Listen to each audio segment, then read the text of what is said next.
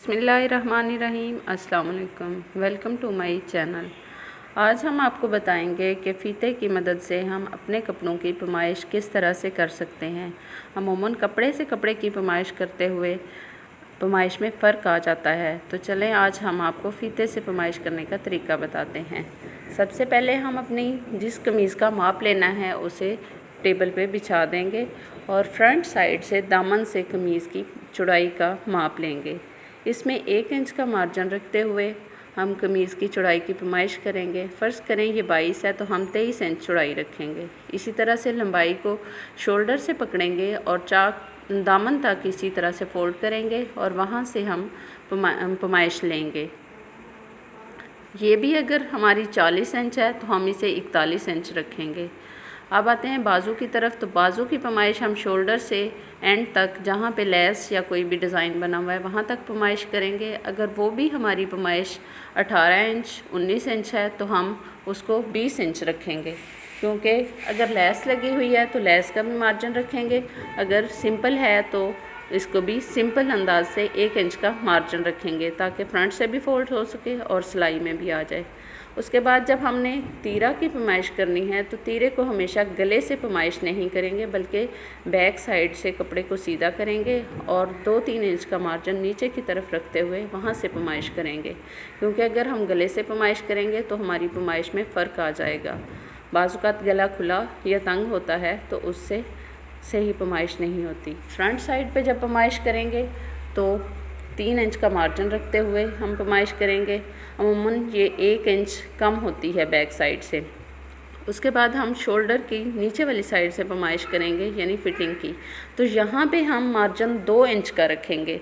बाजुकात कमीज़ की पैमाइश करते हुए ये हम कम रखते हैं जिससे यहाँ से कमीज़ को खिंचाव पड़ता है। अगर शोल्डर की पैमाइश करेंगे तो वो भी जिस तरह से गुलाई में है तो हम अपने फीते को हल्का सा गुलाई में रखते हुए पैमाइश करेंगे ताकि ये पैमाइश सही हो सके। उसके बाद हमने फ्रंट साइड से फिटिंग की पैमाइश करनी है। तो ये हम कंधे के नीचे से 3 इंच का मार्जिन रखते हुए फिटिंग की पैमाइश करेंगे।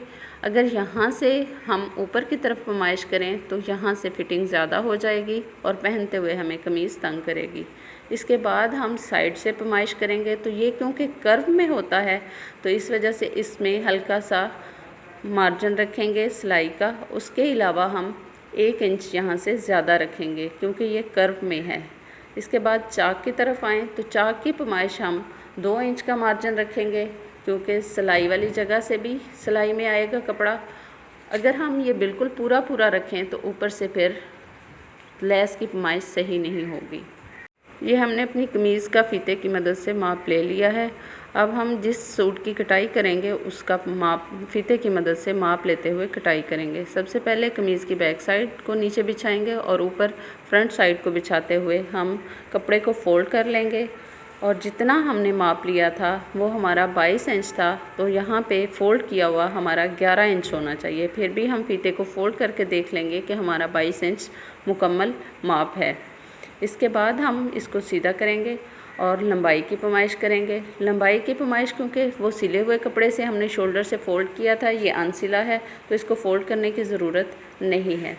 इसको हम 1 इंच का मार्जिन ऊपर से छोड़ते हुए हम पैमाइश करेंगे, क्योंकि हमने फ्रंट साइड को 1 इंच कम रखना है और बैक साइड को 1 इंच ज़्यादा रखना है।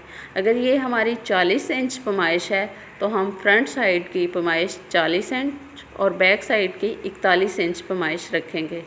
इस तरह से बाजू की पैमाइश करते हुए भी हमने अगर लेस लगानी है तो उसका मार्जिन जो हमने 1 इंच ज़्यादा रखा था उसको हमने फ्रंट साइड से काट लिया है।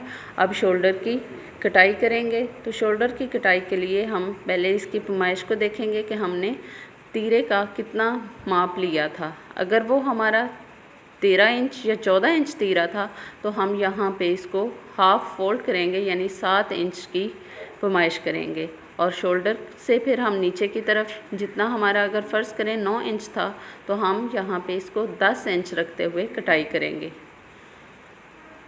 इस तरह से हमारे कपड़े में बिल्कुल भी माप का फ़र्क नहीं आएगा और जो 1 इंच का हम ज़्यादा मार्जिन रख रहे हैं उससे वो सिलाई में आ जाएगा। बैक साइड को हमने बिल्कुल भी नहीं छेड़ना, उसको सीधा रखना है और फ्रंट साइड को हमने तिरछा काटना है। शोल्डर वाली साइड से ज़्यादा काटेंगे और गले वाली साइड से कम। अब फ्रंट साइड को पकड़ेंगे, इसमें 1 इंच हमने अंदर की तरफ गुलाई की तरफ कटाई करनी है ताकि ये यहाँ पे कपड़ा अंदर की तरफ इकट्ठा ना हो और गला पीछे की तरफ ना जाए। पीछे वाली साइड को हमने उसी तरह से रहने देना है। फिर यहाँ से हम फिटिंग की पैमाइश करेंगे। जो हमने अगर 19 इंच रखी थी तो यहाँ पे हम निशान लगा लेंगे और यहाँ से कर्व की तरह कटाई करेंगे। हल्का सा अंदर की तरफ ये जाएगा। इसके बाद हम देखेंगे कि हमारी ये कटाई जितना हमने माप रखा था फिटिंग का उसके बराबर है या नहीं। वहाँ पे हमने अगर इसकी 22 इंच रखी थी तो हम फोल्ड करके देखेंगे ये 11 इंच अंदर की तरफ है या नहीं है। उसके बाद चाक को देखेंगे, चाक की पैमाइश हम करेंगे। अगर ये हमारे चाक 19 इंच हैं तो हम यहाँ पे निशान लगा लेंगे और सिलाई की हल्की सी जगह छोड़ते हुए निशान लगाएंगे। कम से कम 1 इंच जो है वो नीचे जाएगी। इस तरह से हमारी कमीज़ की कटाई मुकम्मल हुई। अब आते हैं बाजुओं की तरफ। तो बाजुओं की कटाई करते हुए हमने सबसे पहले ये रफ़ कपड़ा उतार देना है। उसके बाद इसको देखेंगे